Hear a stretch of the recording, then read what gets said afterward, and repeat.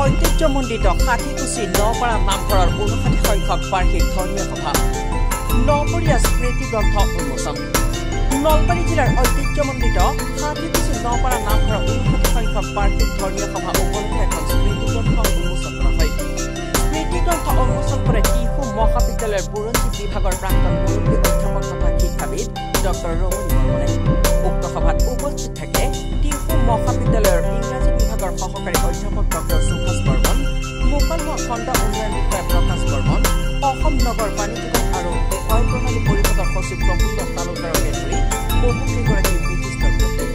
উল্লেখযোগ্য যে স্মৃতি গ্ৰন্থৰ সম্পাদক জয়ন্ত বৰ্মনে অঞ্চলটোৰ ৭০টা পৰিয়ালৰ ইতিহাস, অঞ্চলটোৰ ইতিবৃত্ত, নামঘৰৰ জন্ম কাহিনী, অঞ্চলটোত প্ৰচলিত ভিন্ন ভিন্ন সংস্কৃতিৰ প্ৰচলন আৰু বিৱৰ্তন আদি বিষয়সমূহ সন্নিৱিষ্ট কৰি এখন ইতিহাস সমৃদ্ধ ব্যক্তিত্বমী ধৰ্মী স্মৃতি গ্ৰন্থ অঞ্চলবাসীক উপহাৰ দিয়ে।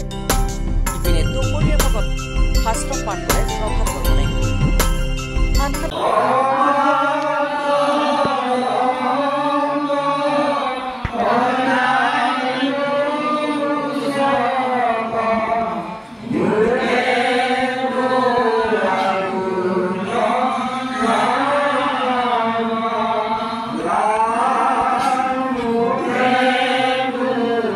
সন্ধিয়া চলিত বৰ্ষতে পৰলোকপ্ৰাপ্ত হোৱা সমাজ সেৱক অৰবিন্দ বৰ্মন আৰু শিক্ষাপ্ৰতি সুৰত চন্দ্ৰ তালুকদাৰক শ্ৰদ্ধাঞ্জলি অৰ্পণ কৰা হয়।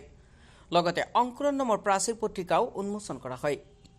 পত্ৰিকাখন উন্মোচন কৰে টিহু মহাবিদ্যালয়ৰ ইংৰাজী বিভাগৰ সহকাৰী অধ্যাপক ডক্টৰ সুভাষ বৰ্মনে। নিশা ৮ বজাৰ পৰা প্ৰিয়ংকা শইকীয়াৰ নাগাৰা দলে নাগাৰা নাম পৰিৱেশন কৰে।